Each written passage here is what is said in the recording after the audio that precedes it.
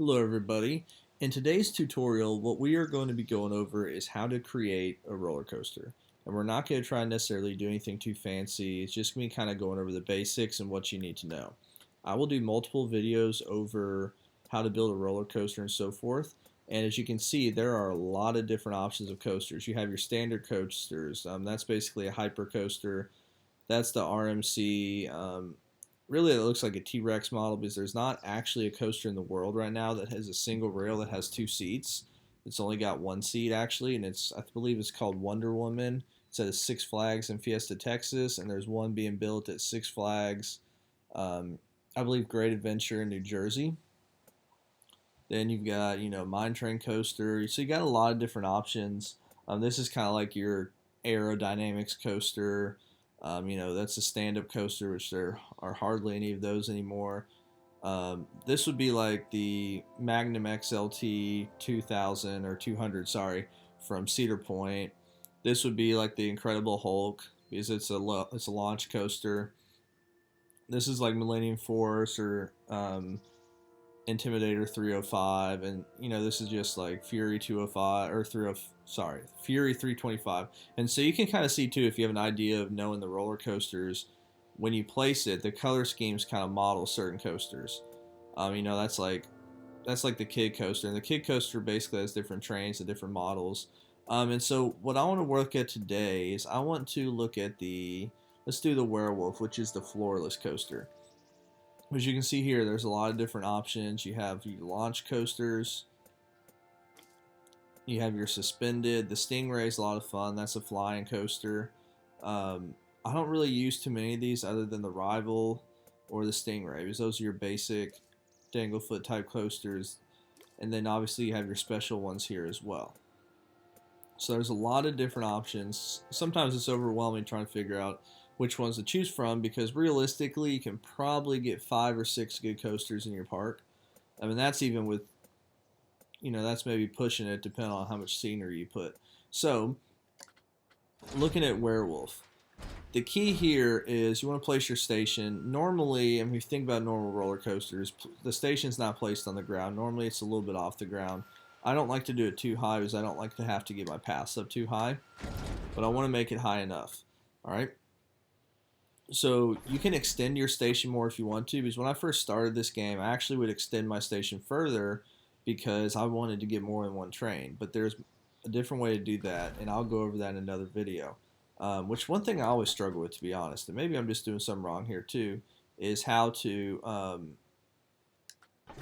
working backwards. Okay, I just press it instead of holding down. Because normally I hold down there and it goes to the front. But normally what I kind of try to do is just work at the back, because that's kind of letting me know how I want my ride to end. So normally I want my ride to end with a pair of friction brakes, and then I'm going to put block section there, and then I'll go back and do one more thing of friction brakes. But now I also want to put the catwalk on. Because anytime you ride an actual roller coaster, at the end when they have the friction brakes and stuff, they have the catwalk just in case if anything were to happen to the train, they'd have the ability to walk out there. So I'm putting the catwalk on these sections. We'll get to that in a second. And if you hold down X when you're hovering over a piece of track, it highlights it, and there are multiple things that you can do with it. So now I'm going to go back here to the front of the train.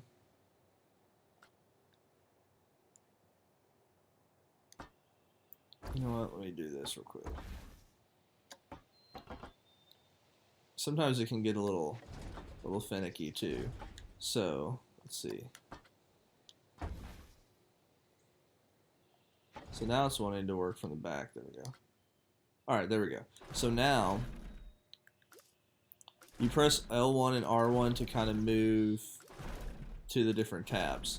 So first thing I'm going to do here is, since we got a little bit of height, I'm going to shorten my track. So if you hold down square, you can elongate it or shorten it.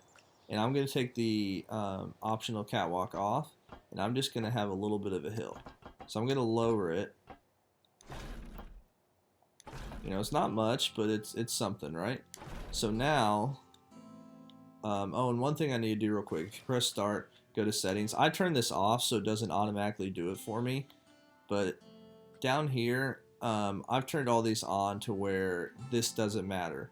So if you turn on disable terrain collision, if we turn all this off for right now, it's going to allow me, it's going to be a little bit more restrictive on what you can do in certain areas. So for example, if I do this, it kind of, well, I guess it's not close enough to the terrain, but sometimes it'll actually start flattening it out. So now I'm going to do a little bit of a bank. So you see how it's not allowing me to do that? That's because it's going to dig down into the terrain. So what I need to do then is I can go here and I can do auto tunnel. And what it's going to do is it's actually going to auto tunnel it for me. So you can see it kind of tunnels it out. But I don't like the look of that at all. So what I'm going to go back and do is I'm going to go back to the settings. I'm going to go here and I'm going to turn all these back on. Okay. And on another video I'll talk specifically what each one of those means. I don't want to auto tunnel, so let me turn auto tunnel back off. So now I'm going to turn it and I want to bank it. So if you hold down square, you can bank it to the left or to the right and so forth. You don't want to like bank it too hard at one time or turn it too hard, especially if the ride's going fast. But this ride isn't going fast at this point, so I was just doing a little bit of a bank and turn. And then now we can do the lift chain. So once it gets started going, I'll extend the length of the track. And normally with the lift chain, you know, 33 degrees is usually good. I always have my, there we go. So let's make this 20 meters. So I usually choose to have my angle snap on just because it, and I turn it as low as it can go, which is 11.25, so that there's no awkward measurements or anything like that. So now I need to level this back out. So let's do maybe one more. And then now I'm going to level this out. So now I'm going to put it to 0, but I'm going to shorten it. And then I'm going to do a lot of these B&M rides have a little bit of a pre-drop before. So do something like that. And then now I'm going to create my dip. So normally, you know, you want to kind of have a pretty steep decline, but then you got to give yourself enough room to properly flatten out. So normally what I like to do is you're not just gonna go like that, because that's not realistic. That would have too much of a certain type of G-force. So you can see I'm actually turning it. So what I'm gonna do is I'm gonna go to -45, -22, -0. I'm gonna extend this one out a little bit. So now I'm gonna place in a loop. So if you go over here, there are a lot of different types of inversions that you can choose from. Loop down, and so it's just a matter of what you specifically want in your ride. You know, so that's kind of like a sidewinder left. So it's like this is like an Immelman, right? So in this instance, let's do a.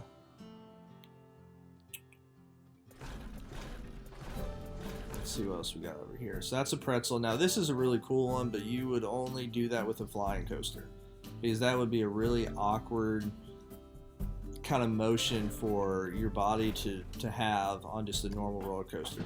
So I'm going to lower the loop, and now I need to check and make sure that this is actually going to work. So if I hold down R3 and start test, and I can do ride camera, it's going to test out the ride for me. And if you hold down R3, it pulls up all these testing things, so you can look and see. And yeah, so that's a little bit a little jerky there, and I'll show you how we can smooth that out. So if I speed it up, we can see, all right, is it going to get over this loop?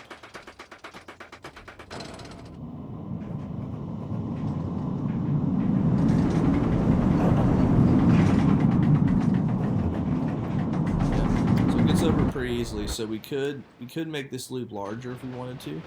And what's going to happen is the ride's going to keep testing as we go. So I'm going to make this loop a little bit larger. And then now, I'm going to level this back out to 0. I'm going to extend it a little bit. And now I want to do another type of inversion. Or it doesn't have to be inversion. It could be something like this, right? because we're gonna have this be a short ride. So let's see. Let's do one of these. We'll lower this one a little bit. And if you need to, if you hold down square and press the up button, that'll speed it up, and the down button will pause it. So you can speed it up so that you can kind of see where the coaster's at and what it does. Okay, so that didn't quite make it up that time. So that's good to know. So now what we can do is you can, if you hold square, you can kind of move it, or you can kind of lower the height on it and stuff. Okay, so that should be good. So now let's try this again. Okay, so it looks like the test is, there we go. So let's check and see.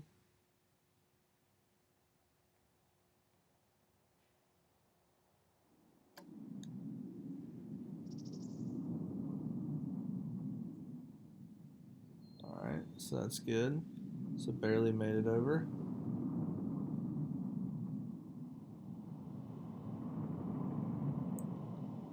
Good. So now I want to do a couple of airtime hills. So airtime hills are obviously when you're get some airtime, obviously. So what I'm gonna do is I'm gonna have it go up 33.75%. Actually, you know what? Let's go up to 45 since I've got a little bit longer of a piece. You can have it go to 45. I'm gonna shorten it a little bit because now I want it to go 45 again. Then I want to flatten it out. And this is all kind of, you just gotta figure out what works for you. So usually you want it to kind of be the same on each side. So now 45, and then we can kind of straighten it out this way, like here. So that's a little bit of an airtime hill, which I kind of had it turning, and that was not my intention. So now what I'm going to do is I want to actually show you how to do a custom, whether you want to call it 0G roll, different stuff like that. So what I'm going to do is I'm going to have this increase by 22%, and I'm going to turn this, it doesn't matter which way, but I'm going to have it turn 90 degrees. Let's have it go by 33%.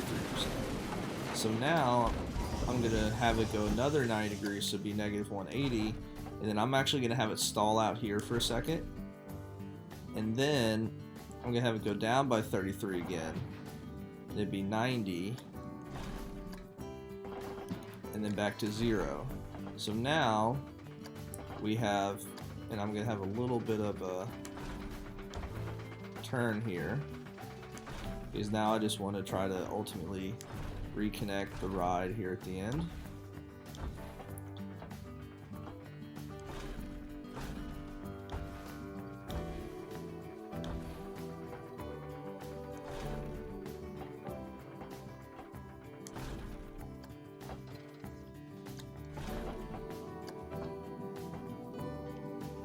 So I'm just doing some kind of turns, trying to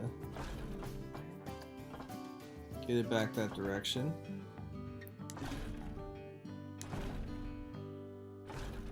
And this might not look well, but I'll show you kind of how we can smooth it out. Alright, so let's see how this looks. So there's an airtime hill, and now we got the 0G roll. A little bit of a stall in the middle. Good. So what we're going to do now is we're going to watch it, and we'll see kind of how rough it is in a couple areas. And then I'll show you how to kind of smooth that out, and that will be the basics of this video. And obviously there is so much detail that goes into building a coaster. You just have to kind of figure out what works for you and how you want to approach building your ride. But I'm just trying to go over a couple of the basics here. So you can see how it's a little bit rough. We'll smooth that out. So now I'm just going to speed it up to the top of the chain.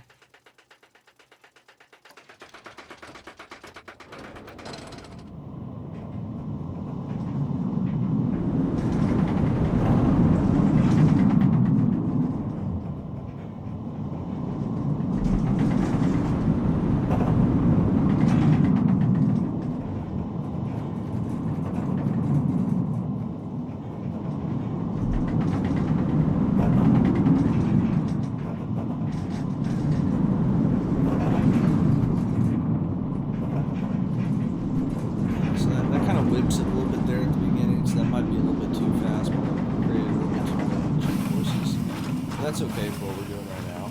It's just trying to make the ride. So now, once you've actually completed the ride and you test it, it'll tell you your score. So it's 5.3. So the reason why those numbers are a little bit lower is because essentially it takes the average excitement, fear, and nausea rating from the entire ride. Now, one thing I do want to look at with you real quick is I want to look at some of the data from the previous results and the previous heat maps. So with the heat map excitement, it shows you, and let's do previous run, it shows you where the most excitement's at. So this area right here, that's factored into the overall excitement as to why it's not as high, right? So let's change the excitement to, let's look at lateral G-force. So that all looks to be good. Nothing too crazy. If it's in white, it's good. I believe if it gets purple, that's when it gets bad, right? And they kind of show you that table right there. Vertical G-force. Okay, there's a little bit right there. I could have allowed it to flatten out a little bit more. Same thing here. I kind of probably increased it a little bit too much right away. So you can kind of see the areas, but there's nothing too crazy. Some stuff that's a little bit higher, but nothing too bad. And then we got forward G-force. And everything looks good there as well. So now what I'm going to do is I'm going to show you how to smooth this out. Sorry, I accidentally got out of it. So let's do edit coaster. So we're just going to go through and smooth out some of these parts. So what I do is I highlight a piece of track and I hit X. I can then move around that track. And once that's highlighted, I just hit X and it smooths it out. You see how it's moving the coaster track? What it's doing is it's smoothing the banking and smoothing the shape of it. You can just keep hitting X as much as you want, or you could hit triangle and you could say smooth all, smooth banking, smooth height, whichever one you want. But X is just kind of smooths everything. All right, so now let's go here to the top.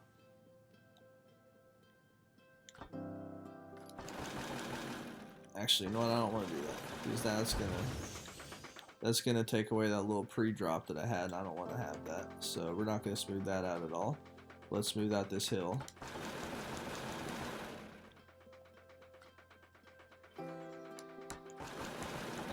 There we go. So you can see, hopefully that helps with some of that lateral G-force that was a little bit of an issue. Now I'm gonna highlight this and that. So let's see if that really does much. Sometimes when you have to smooth part of like this area right here, and you have some custom made parts like custom loops and stuff, it doesn't really do much with the smoothing because you're not going to change anything on that loop. Yeah, so and sometimes I always forget which way to kind of move the controller pad to kind of see, and it really depends on how many parts you kind of choose to smooth. I kind of like to choose maybe four pieces of track at a time. You can see, so it's smoothing it out. So now here, this is one where we're really going to see what it does. So that's 1, 2, 3, 4, 5. So I'm just going to take the entire thing and I'm going to smooth it out. So what it does is it's actually making it a little bit smaller in terms of not as high, but what it should be doing in turn is it should be smoothing it a little bit to where it's not as jerky. So now let's do this. And so what that did is that took away some of the stall, so you're not actually stalling kind of upside down. So that's kind of the negative sometimes when you try to completely smooth out a custom loop, is it might not end up doing exactly what you wanted it to do. But that's okay. I mean, it's still gonna ultimately get the job done. So now we can see how that's smoothing that part out. And if you need to, you can just kind of move it one piece on the track, because then what it's going to do is it's going to make sure that the next piece that you're smoothing that hasn't been smoothed yet is having this done with the other pieces in mind. So there we go. So now, there we go. So now let's ride this ride again. Let's pause this real quick and let's see how it looks. So you can already tell right there, it's still not great, but it's definitely more smooth than it was.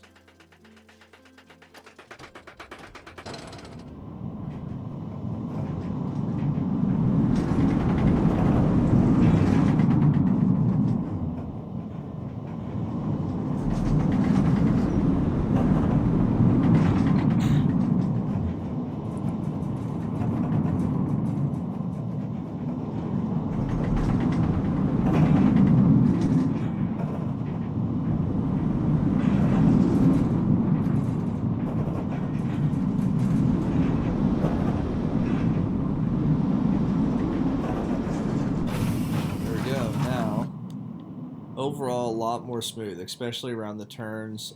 This could do with some more smoothing. But that takes time, especially when you're doing these custom inversions. It really takes a lot of smoothing to get it perfect. All right, so that's today's lesson. If you guys liked, I'd love to hear your comments below. If you feel like you have any other insight that I missed to give, I'm sure everybody else would love to hear that as well. And make sure to like my video and subscribe if you enjoyed and if this was helpful. And keep an eye out for more tutorial videos. And the link to the playlist for all the tutorial videos is on the screen. And I hope you guys have a great rest of your day.